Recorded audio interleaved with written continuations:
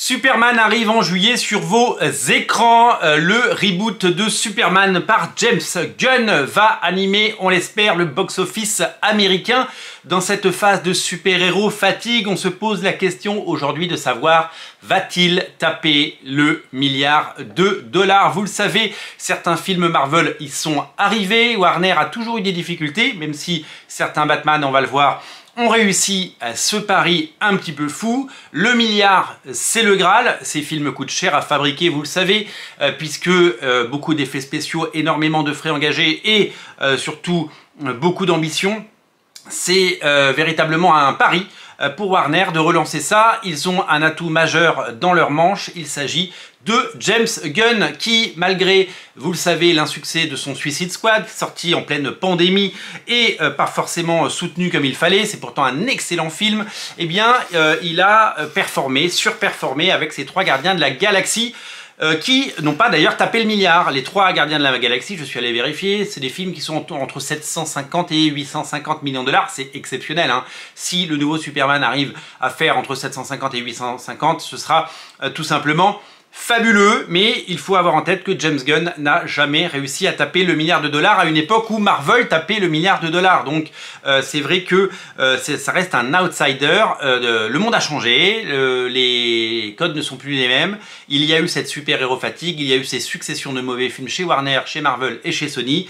Donc, eh bien, on repart de zéro. Alors, comment analyser et comment se projeter sur Superman? Je l'ai dit, James Gunn n'a jamais tapé le milliard. C'est quelqu'un qui sait faire des films à 850 millions de dollars, on le sait. Je suis allé voir du côté des films Superman déjà réalisés et il y en a eu une ribambelle.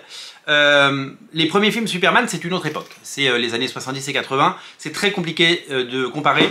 Le premier Superman a fait 300 millions de dollars, mais c'est beaucoup pour l'époque. En fait, quand on y pense, à la fin des années 70, c'était un véritable phénomène de faire 300 millions de dollars de recettes. Mais ça n'a cessé de décliner. Le deuxième fait 216 millions dans le monde, hein. Je parle du box-office mondial, bien sûr. Le troisième, 80, et le quatrième, ça a été la débandade, puisque c'était plus que 30 millions de dollars. Le film était une sorte de farce, tout comme le troisième qui n'était pas terrible. Voilà, donc c'est pour ça que Warner a décidé de mettre en sommeil ce total échec. Il y a eu Superman Returns de Bryan Singer qui a été très critiqué à l'époque et qui lui a rapporté 391 millions de dollars. Alors c'était pas du tout assez par rapport aux frais de production, ce qui n'a pas engendré, vous le savez, de suite, mais ça restait à date le meilleur score en termes de box-office et en termes de dollars pour un Superman. Puis est arrivé Zack Snyder, et alors là, quand on y pense, quand on voit les scores faits par les films de Zack Snyder, on se demande pourquoi on ne lui a pas laissé les clés de la bagnole, pourquoi on ne l'a pas laissé continuer, pourquoi il n'y a pas eu un Man of Steel 2. C'est très bizarre de voir que Warner a considéré que c'était pas assez. Man of Steel, il a fait 670 millions de dollars dans le monde.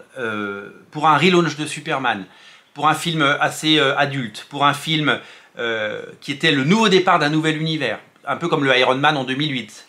Iron Man en 2008, il n'a pas fait 670 millions de dollars.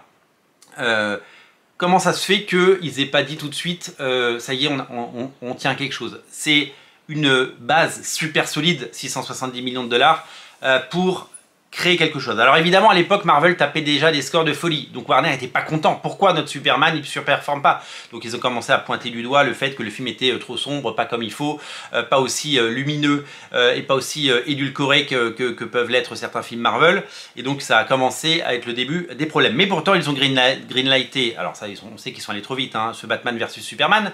Alors, je le mets dans ce classement, même si c'est un Batman versus Superman. Hein, c'est Batman en premier, donc c'est Batman qui a drivé, vous le savez, beaucoup de personnes. Il fallait mettre Batman dès le deuxième film. Moi, j'aurais fait un Man of Steel 2, personnellement, mais je ne suis pas décisionnaire de studio. Et Batman vs Superman, qui reste un film Superman, puisque c'est la suite de Man of Steel, a fait 874 millions. Alors, pareil, on n'est pas sur le milliard, mais on est quand même sur des scores étonnants. Même si ces films ont coûté cher, c'est quand même des beaux succès. Et c'est là que tout est parti en couille, puisque suite à ça, Warner a produit que de la daube et malheureusement il y a eu beaucoup trop de films et les échecs ont commencé. Et il n'y a pas eu de Man of Steel 2 et on ne peut pas considérer que les films de Justice League soient des films Superman, donc je ne les ai pas mis dans la liste. Donc en gros, on avait une très bonne base, 670 millions de dollars. Et on s'est retrouvé sur quelque chose de solide, mais Warner à ce moment-là n'y a pas cru. Mais donc ce que nous disent ces chiffres, c'est qu'aucun film Superman à date n'a tapé le milliard de dollars. Donc aujourd'hui, le Superman, il a plusieurs missions. Donc ça va être un pari un peu fou, de relancer un nouvel univers, de faire revenir les gens au cinéma après la super-héros fatigue, et surtout de taper un score. Parce que si le score est mauvais, les gens vont commencer à analyser en se disant que c'est fini, c'est la fin, ça va certainement couper court sur tous les projets, parce que je vous rappelle qu'il y a un Supergirl qui sort l'année d'après. Si le Superman n'est pas super haut, le Supergirl risque d'avoir beaucoup de difficultés à exister l'année prochaine sur les écrans. Ça va être difficile de le vendre pour Warner. Donc, je ne sais pas quelle est l'ambition de Warner, je sais juste que il ne faut pas qu'elle soit trop haute, parce que se dire tout de suite ce film va taper 1 milliard en sachant que James Gunn n'a jamais fait de film à 1 milliard et que Superman n'a jamais fait de 1 milliard, eh bien tout peut arriver. Si le public s'empare du film, vous savez les phénomènes et les succès, c'est jamais quelque chose qu'on peut contrôler, mais ça reste compliqué, voilà, ça va être compliqué de taper le milliard. Superman, il a fait des très beaux scores, hein, avec Man of Steel notamment, mais il n'a jamais tapé les scores des autres licences. Il n'a jamais... Avengers Endgame, c'est 2,8 milliards de dollars. Spider-Man No Way Home, c'est 1,9 milliard de dollars. Et le Dark Knight Rises, qui est le plus gros succès de Christopher Nolan sur un Batman, c'est 1,1 milliard. Donc Batman, il arrive tout juste à dépasser le milliard, et Superman, il n'y est jamais arrivé. Donc peut-être que James Gunn va nous faire mentir. En tout cas, moi, ces bandes annonces sont vraiment très chouettes. J'aime beaucoup l'imagerie, j'aime beaucoup tout ce qui est proposé. Et je pense qu'il y a un potentiel pour faire un succès. Aujourd'hui, je ne vois pas la hype qu'on pourrait avoir. Je vois pas les gens devenir fous sur ce film. Voilà, je vois pas l'attente qu'il pouvait y avoir quand le deuxième Seigneur des Anneaux est sorti, quand Avengers Endgame est sorti. Il n'y a pas cette folie de dire tout le monde veut y aller. Je pense qu'il est parti pour faire un beau succès, mais je pense que ça va être compliqué. J'ai regardé le box-office en France rapidement, parce que là on parlait des milliards.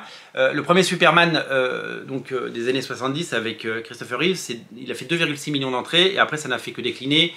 2 millions pour Superman 2, 1,1 million pour Superman 3, 726 000 entrées pour Superman 4.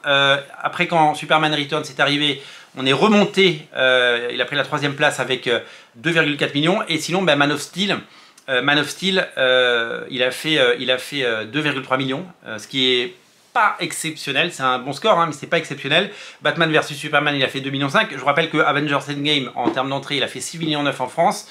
Spider-Man No Way Home a fait 7,3 millions. Et Dark Knight Rises a fait 4,4 millions. Donc les héros d'ici sont toujours un cran en dessous des héros Marvel. Mais tout peut changer, tout peut évidemment évoluer. Alors maintenant, une fois qu'on a mis tout ça, une fois qu'on a mouliné tous ces chiffres, qu'est-ce qu'il peut faire? Moi je vous l'ai dit, je ne sens pas pour le moment un engouement fabuleux. Je trouve qu'il y a de l'intérêt. Il y a évidemment les haters, les Snyder Zoos qui tapent sur le film, mais bon, ça on ne peut pas empêcher les gens de troller, malheureusement. Moi je pense que le film a des qualités, je pense qu'il a beaucoup de choses pour plaire, et je pense qu'il a du potentiel. Maintenant, est-ce qu'il peut aller chercher le milliard aujourd'hui? Comme pour les 4 Fantastiques, je vais vous dire que ça va être compliqué. Ça va être compliqué d'aller chercher le milliard de dollars box-office. Tout peut arriver. Ce film, il peut se prendre les pieds dans le tapis, il peut faire 300 millions de dollars ou 350 millions de dollars comme Thunderbolts, 371 pour être précis. Il peut faire un score moyen entre 400 et 500 et tout le monde fera moins. Bon, alors, c'est beaucoup d'argent, hein, évidemment. Hein. Mais je pense que ce film a un potentiel pour aller chercher. Et je pense en fait, je pense qu'on sera autour de Man of Steel. Voilà. Je pense qu'il ne faudra pas se leurrer, et on sera entre 600 et 700 millions de dollars, ce qui est énorme, je pense que ce film a le potentiel pour faire entre 600 et 700 millions de dollars. Et je tiens à préciser que s'il fait entre 600 et 700 millions de dollars, ben, il faudra se réjouir. Il faudra dire waouh, on a posé la première pierre, elle est solide, on a les fondations, on peut y aller, on peut construire le château. Vous voyez ce que je veux dire? Il ne faut pas se dire ah, le film il fait pas 1 milliard, c'est un bide. Non, il faut se dire le film il fait 700 millions, c'est un succès. S'il fait plus, c'est génial. S'il fait 800, s'il fait 900, en plus il sera rentable pour Warner, ce sera très bien, ils seront contents, et ils lanceront des suites, et ils lanceront un univers étendu, et ils continueront à s'appuyer sur ce solide départ. Mais il faut vraiment se dire que si le film fait entre 600 et 700, ce sera bien. Et il faudra le dire que c'est bien, parce que si les médias commencent à dire que c'est un bide, bah, ça risque évidemment de faire mal à la suite. Voilà, donc bah, dites-nous ce que vous en pensez, dites-nous ce que vous imaginez pour ce film. Est-ce que vous pensez que ce film peut aller chercher des scores et où est-ce que vous pensez qu'il peut terminer? On attend évidemment vos pronostics. Évidemment, on se retrouve à la sortie du film et quelques semaines après pour analyser ça. Peut-être que je me serais totalement trompé. Je reste très prudent, vous l'avez vu. Mais je ne suis pas un spécialiste des pronostics, mais le but est d'alimenter la discussion avec vous à travers les commentaires pour pouvoir bah, réfléchir à tout ça. Merci à vous d'être aussi nombreux à regarder Radio Comics. Merci pour votre fidélité. N'oubliez pas ma campagne pour Sin Stress numéro 0 qui continue sur Ulule. Et moi je vous dis à très bientôt pour de nouvelles aventures. Et n'oubliez pas de vous abonner. Abonnez-vous si ce n'est pas déjà fait. Abonnez-vous pour faire grandir la chaîne. On a besoin de vous. Un abonnement c'est gratuit et ça fait évidemment grandir tout cela. Merci à vous, merci à tous. On se reparle très bientôt. Bye bye.